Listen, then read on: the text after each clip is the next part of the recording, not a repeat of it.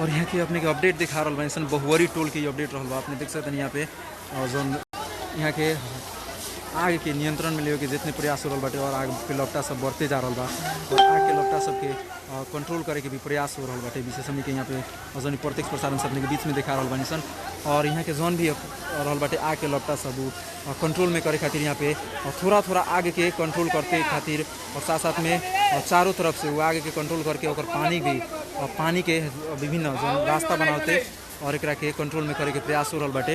और अपने यहाँ पे देख सकता नहीं लेकिन आग के जौन लपटा रहा और बढ़ला के कारण से एक कंट्रोल में लेवे में थोड़ा सा असहजता हो रहा बाटे।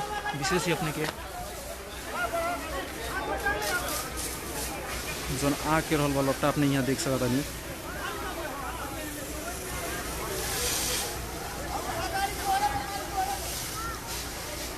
वीरगंज महानगरपालिका वार्ड नंबर 24 के अपने रहल बाटे। वीरगंज महानगरपालिका वार्ड नंबर 24 बहुवरी में ही आग लगी भइल बा जेकरा के नियंत्रण में लेवल जा रहा बा और अभी तक ले आग लगी कौना कारण से भइल बा इस चीज़ नहीं है अपने के खुलल ओकरा के आगे के नियंत्रण में लेवे के प्रयास जारी रहल बा।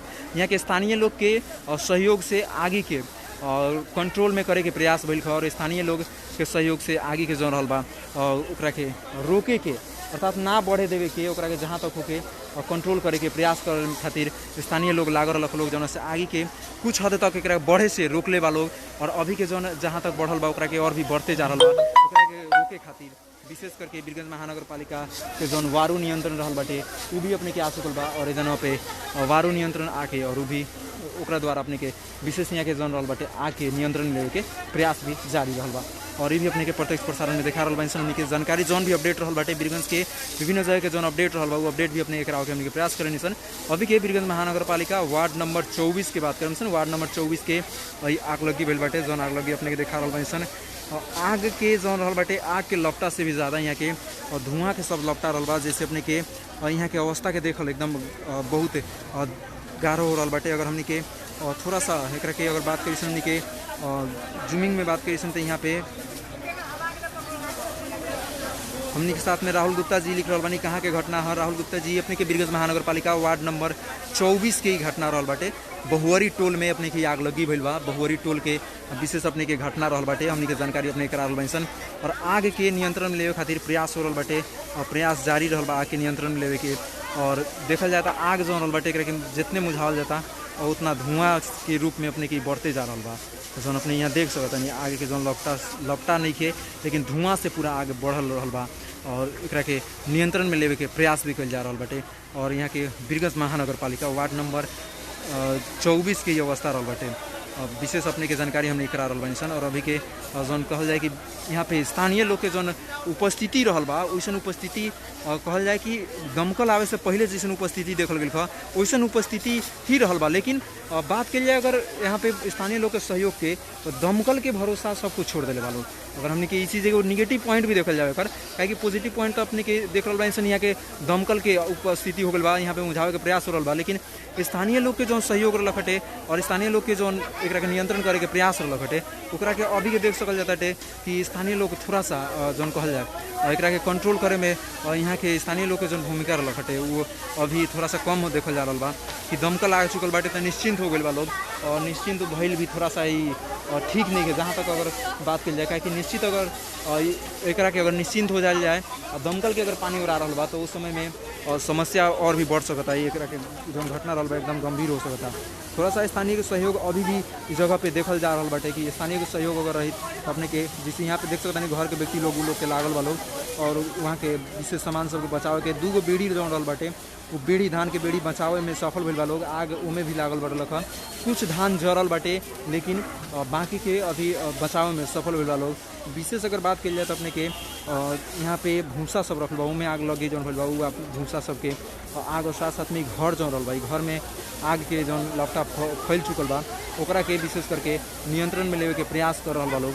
और यहाँ के जो रहल बाटे प्रत्यक्ष प्रसारण करा हमने के देखा रहल बीरगंज संजाल.com से अपने के बीरगंज महानगर पालिका वार्ड नंबर 24 के अवस्था के बारे में अपने के जानकारी हमने करा रहल यहाँ के आग के नियंत्रण में लेवे के प्रयास हो रहा बाटे जौन अपने के बीच में हमने के प्रत्यक्ष प्रसारण के माध्यम से हमने के विशेष अपने के बीच में देखा रहल बानी सन। और बात करिए हमने के अभी बीरगंज महानगर पालिका के पोखरिया के भी जानकारी कराम सन। पोखरिया में भी आग लगी भइल हटे जौन पोखरिया के आग लगी कुछ देर पहले अपने के नियंत्रण में लेवल जा चुकल बाटे। और वैसे अभी के बीरगंज महानगर पालिका वार्ड नंबर 24 के में भी आग लगी भइल बाटे, बहुवरी टोल में आग लगी जौन भइल बा। और आज दिन में हमने के अगर बात करिए तो परसा जिला में 2 जगह पे आगलगी के घटना और अभी गर्मी बढ़ रहा बा। गर्मी के समय में आगलगी के जौन घटना रहल बा वो घटना भी बढ़ते जा रहा बा। और हमने के यहाँ के जानकारी जौन रहल बाटे अपने कराओ के हमने के प्रयास कर विभिन्न जगह के जानकारी कराओ के प्रयास कर रहा यहाँ के जौन आगलगी रहल बा आगलगी के भी अपने के प्रत्यक्ष प्रसारण हमने के देखा रहा यहाँ के जौन अवस्था रहल बा वो अवस्था के भी अपने के बीच में हमने के देखावे के विशेष प्रयास कर रहा कि जौन भी अवस्था रहला बीरगंज संजाल.com अपने के विभिन्न जगह से हमने के अपडेट करावे के प्रयास करें अपने के बीच में अपने के प्रत्यक्ष प्रसारण जो रहला हमने के साथ में कमेंट्स अभी आ रहा बाटे। बहुत ही दुख घटना बाटे लाल बाबूजी लिखले बानी। वैसे ही हमने के अंकित सराफ लिख रहा बानी बीरगंज के बहुहरी एकदम बीरगंज के बहुहरी के रहल बाटे घटना रहल बा। वैसे हमने के विशेष रविकांत चौरसिया जी लिख रहे बानी हाउ डिड इट हैपन एकदम अभी तक ले पता नहीं के चलल कैसे भइल बाटे घटना भइल बा उ चीज़ के अभी तक कोई भी खुलासा नहीं के भइल। रविकांत चौरसिया जी उ चीज़ के हमने के खुलासा करे के प्रयास करम सन यहाँ से जानकारी करम सन और जानकारी कराम सन अपने के प्रत्यक्ष प्रसारण से कि घटना जौन रहल बाटे कैसे आग लगी भइल बा। वैसे हमने के सिकेंद्र चौधरी जी लिख रहा बानी सिख लिख रहा बानी एकदम वहाँ के। और वैसे ही हमने के मेनुल अंसारी जी लिख रहे बानी आग लागे के कारण का हो आग लागे के कारण अभी भी पता नहीं के चलल। मेनुल जी आग लागे के कारण भी हमने के पता करे के प्रयास करम सन कि आग कैसे लागल बाटे। और अभी गर्मी के समय रहल बाटे पोखरिया में भी जौन रहल बाटे आग लगी आज भइल हटे। और विशेष भी अपने के जानकारी कराम सन पोखरिया के भी जौन आग लगी रहल हटे ओकरा के भी पोखरिया के वायु नियंत्रण के सहयोग में और स्थानीय लोग के सहयोग में ओकरा के नियंत्रण में ले जा चुकल बा। लेकिन बीरगंज महानगर पालिका वार्ड नंबर 24 की अगर बात करी तो एकरा के भी नियंत्रण में ले के प्रयास हो रहल बाटे। और एकदम यहाँ के कहल जाए बीरगंज महानगर पालिका के जौन वायु नियंत्रण रहल बाटे उसे ओकरा सहयोग में आग के जौन रहल बाटे कुछ हद तक नियंत्रण में लेवल जा चुकल बा। तो कुछ हद तक अभी भी जौन आग के रहल बाटे अपने के देखल जा चुकल बा। एक जगह से बढ़ रहल बा तो एक साइड से मुझाते वो लोग मुझा रहल बा लोग और प्रयास कर रहल बा लोग आग के नियंत्रण में लेवे के। और अभी के कहल जाए कि आग के कुछ हद तक नियंत्रण में लेवल जा चुकल बाटे और अभी 20% जितना और भी आग रहल बा जौन अपने के नियंत्रण में नहीं खे और जौन 20% जितना आग रहल बाटे जो अभी भी नियंत्रण से बाहर रहल बा। ये भी अपने के विशेष हमने की जानकारी करा के रहल बानी सन। और ये अपने के जौन प्रत्यक्ष प्रसारण रहल बा प्रत्यक्ष प्रसारण से विभिन्न जगह के अपडेट जो रहल बा अपडेट भी करावे के अपने के प्रयास कर रहल बानी सन। अभी हमने के बीरगंज संजाल.com के प्रत्यक्ष प्रसारण बानी सन प्रत्यक्ष प्रसारण से अपने के बीच में जानकारी दे रहल बानी सन। हमने के साथ में ईश्वर चौधरी जी लिख रहल बानी ओ माय गॉड। वैसे हमने के जय शंभू बीरगंज ड्राई पोर्ट बहुवरी एकदम बीरगंज ड्राई पोर्ट बहुवरी गाँव के ही रहल बाटे घटना। वैसे ही कहाँ के बाद लिख रहल बानी हमने के बशीर खान जी बीरगंज महानगर पालिका वार्ड नंबर 24 बहुवरी के घटना रहल बाटे यहाँ पे आग लगी भइल बाटे। वैसे हमने किशु सराफ जी लिख रहल बानी माल जन के क्षति त भइल बाका जी एकदम यहाँ पे कहल जाए कि हमने के मानवीय कोई भी क्षति नहीं के भइल अभी तक ले हमने के जानकारी नहीं के मिलल। लेकिन कहल जाए कि थोड़ा सा यहाँ के जौन वस्तुगत क्षति रहल बाटे वो वस्तुगत क्षति अपने लोगन देख सकता यहाँ पे जैसे एगो पूरा घर जड़ के नष्ट हो चुकल बा एगो घर जड़ के नष्ट हो चुकल बा तो दूसर घर में आग जौन बाटे लपटा यहाँ पे लागल बा और ओके कंट्रोल में करे खातिर अभी यहाँ के जौन दमकल रहल बा ओके प्रयास कर रहल बाटे। ये भी अपने के जानकारी कराम सन। वैसे अपने के अगर बात की जाए तो विशेष करके यहाँ पे भूसा सब रहल बा उसे अपने के जौन आगे के घर अपने यहाँ देख रहल बानी घर के रहल बा 2 घर के अवस्था रहल बाटे जौन आग लागे थे।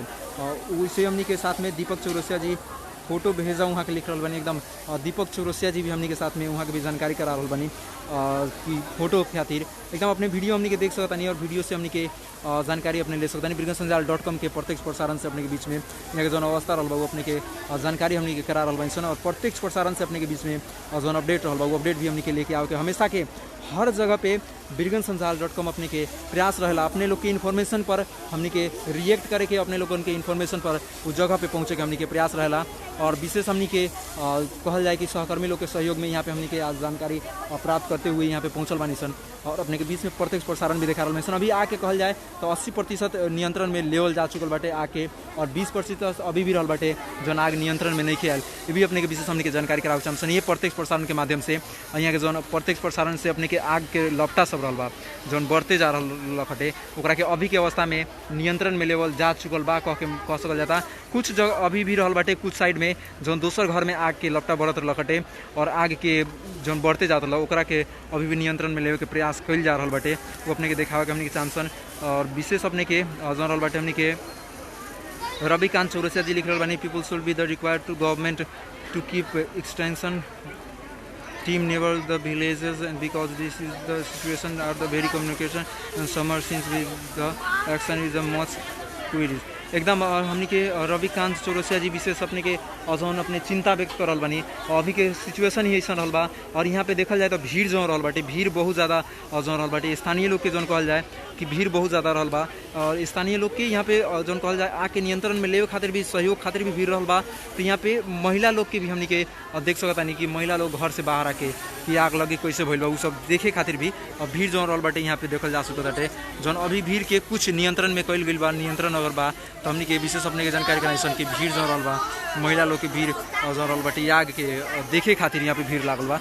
और जौन आग के रहल बाटे अभी के एक साइड में जौन बढ़ रहल बा ओकरा के नियंत्रण में लेवे खातिर पुनः हमनी के जानकारी मिल रहल बा। एगो और दमकल कहीं के आ रहल बा जिसन हमनी के आवाज़ सुनाई दे रहल बा जौन दमकल से एकरा के एक तरफ के नियंत्रण में लेवल जा चुकल बा तो एक तरफ के जौन रहल बा ओकरा नियंत्रण में लेवे खातिर विशेष दमकल के भी हमनी के आवाज़ सुन रहल बानी सन जरा नियंत्रण में लेवे खातिर।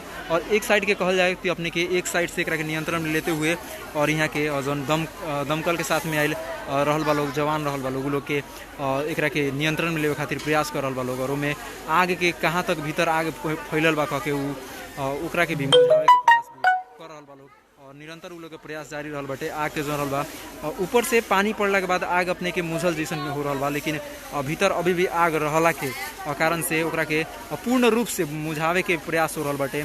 और पानी के जौन रहल बाटे यहाँ के नाला रहल बा नाला से सहयोग लेते हुए नाला में पाइप डाल के और वहाँ से पानी के सप्लाई कइल जा रहल बाटे। अभी जौन अपडेट अपने करा रहल बा बीरगंज महानगर पालिका 24 नंबर वार्ड के बहुवरी टोल के अपने के घटना रहल बा जहाँ पे आग लगी भइल बाटे। और ये आग लगी के विस्तृत हमनी के जानकारी भी यहाँ के व्यक्ति लोग से लेवे के चाहसन कि यहाँ के नीचे जाके का रहल बाटे आग लगी के जौन रहल बाटे संपूर्ण जानकारी का रहल बा। नीचे से हमनी के जौन रहल बाटे अवस्था ये घर के कर रहल बा और कैसे आग लगी भइल बा इस चीज़ के बारे में भी हमनी के जानकारी हमनी के लियावे के प्रयास कर रहल बानी सबके बीच में।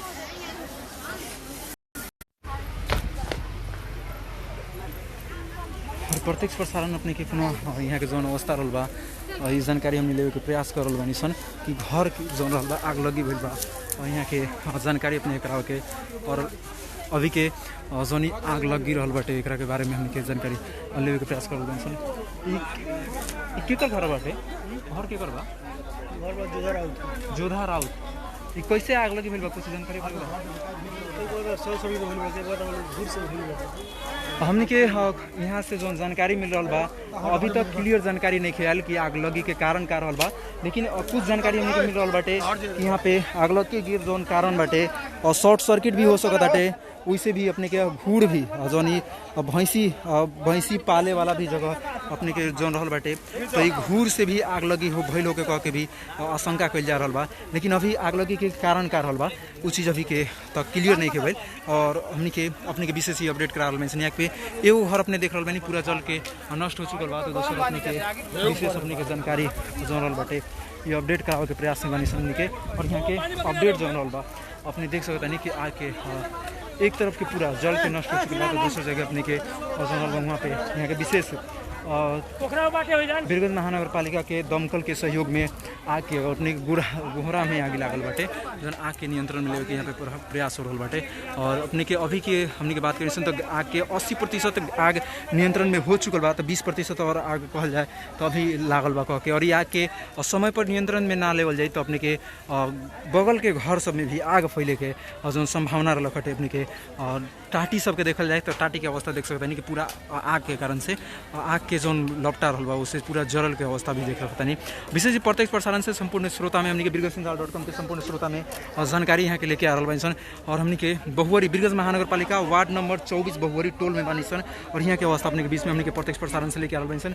यहाँ के स्थानीय लोग के भी हमने के जोड़े के चाहन सन और जानकारी लेन सन। कौन जगह अपने के रहल बाटे बहुवरी केकर घर में ही आग लगी भइल बाटे? जोधा यादव के घर में ही भइल बाटे। ई कौन कारण से भइल बाटे कुछ अपने की जानकारी रहल बा? तो हॉस्पिटल गए, मियां बीवी हॉस्पिटल गए। अच्छा, वो लोग के कुछ एथी भइल बा? ट्रीटमेंट करावे खातिर हॉस्पिटल गए, कुछ नहीं के। अच्छा, ये आग लगी से नहीं के कुछ भइल? कुछ जी, एकदम हमनी के मानवीय क्षति कोई भी नहीं की यहाँ पे, भौतिक क्षति सब रहल बा। एगो घर जल के नष्ट पूरा जना हो चुकल बा, ये अपने के जानकारी करा रहल बा। वैसे अपने के अभी तक मानवीय क्षति के कोई भी विवरण नहीं के आयल। जोधा यादव के हमनी के जौन जानकारी मिल रहल बाटे, जोधा यादव के घर रहल बाटे वीरगंज महानगर पालिका वार्ड नंबर 24 के रहल बाटे, जानकारी अपने के जौन करा रहल बा। और ये अपडेट के साथ साथ में अभी के जौन जानकारी रखटे विभिन्न जगह के जौन अपडेट रहल बा, वो अपडेट भी अपने के दे रहल बा। जौन पोखरिया में भी आज ही अपने के विशेष आग लगी भी रखटे, ओकरा के भी नियंत्रण में लेवल जा चुकल बाटे पोखरिया में। वैसे अपने के अभी वीरगंज महानगर पालिका वार्ड नंबर 24 में बहुवरी टोल में भी आग लगी जौन बा, एकरा के भी नियंत्रण में अभी कहल जाए तो लेवल जा चुकल बाटे। घर के भीतर कोई आदमी के क्षति नहीं है, एकदम घर के भीतर के आदमी के कोई क्षति नहीं है भइल, हमनी के जानकारी मिल रहल बाटे। और लोग विशेष कोई कारण से हॉस्पिटल ही गइल बा लोग चेक करावे खातिर, और वो समय में ही आग लगी भइल बा, जौना कारण से विशेष यहाँ के जौन अवस्था रहल बाटे हमनी के जानकारी करा रहल। वीरगंज महानगर पालिका वार्ड नंबर अपने की 24 रहल बाटे, ड्राईपोर्ट बहुवरी की अवस्था रहल बाटे। ड्राईपोर्ट बहुवरी की अवस्था अपने के विशेष प्रत्यक्ष प्रसारण से दे रहल बानी सन। और अभी के प्रत्यक्ष प्रसारण से अपडेट कराओ के साथ साथ में यहाँ पे प्रशासन निकाय के भी उपस्थिति हमनी के देख रहल बानी सन। साथ साथ में यहाँ पे एगो और दमकल, दूगो दमकल यहाँ पे आ चुकल बाटे, और एकरा के आगे के नियंत्रण में लेवे के प्रयास कर रहल बा लोग। और साथ साथ में अपने के आगे के कहल जाए तो सामान्य अवस्था में अभी आ चुकल बा। अपने के हुए 10% से 20% आग जौन रहल बाटे अभी भी नियंत्रण में नहीं खे, जेकरा के नियंत्रण में लेवे के प्रयास हो रहल बाटे। और अभी भी जौन रहल बाटे यहाँ पे मेन हमनी के देखी सन यहाँ पे प्रशासन निकाय के भी उपस्थिति बा। लेकिन भीड़ की अगर बात कल जाए तो भीड़ भी वैसे ही अपने के तीव्र में देखल जा चुकल बाटे। यहाँ पे भीड़ जो रहल बाटे, भीड़ भी वैसे ही रहल बाटे। अभी लॉकडाउन के समय में एकरा ऊपर प्रशासन के अभी कोई भी चांसो नहीं है, ये भी हमनी के जानकारी देवे के चाहसन। प्रशासन निकाय के जो रहल बाटे चांसो सिर्फ यहाँ पे मुख्य दर्शक बनल के अवस्था रहल बा। और देखल जाए तो यहाँ पे प्रशासन निकाय के व्यक्ति यहाँ के जौन भीड़ रहल बा, भीड़ के नियंत्रण करे खातिर कोई भी चांसो यहाँ पे नहीं के रहल। ये भी अपने के हमनी के प्रत्यक्ष प्रसारण से देखा रहल बानी सन। और प्रशासन निकाय के पर पहल होके चाहिए, भीड़ नियंत्रण करे के चाहिए, तो वो चीज़ के विशेष हमनी के नहीं सन भूमिका देख पावत प्रशासन निकाय के विशेष अपने के जानकारी कराम सन। और अभी के जौन अवस्था रहल बा एकरा के हमनी के प्रत्यक्ष प्रसारण से वीरगंजसंजाल.com के प्रत्यक्ष प्रसारण से अभी खातिर हमनी के विदा लेवे के चाहम सन।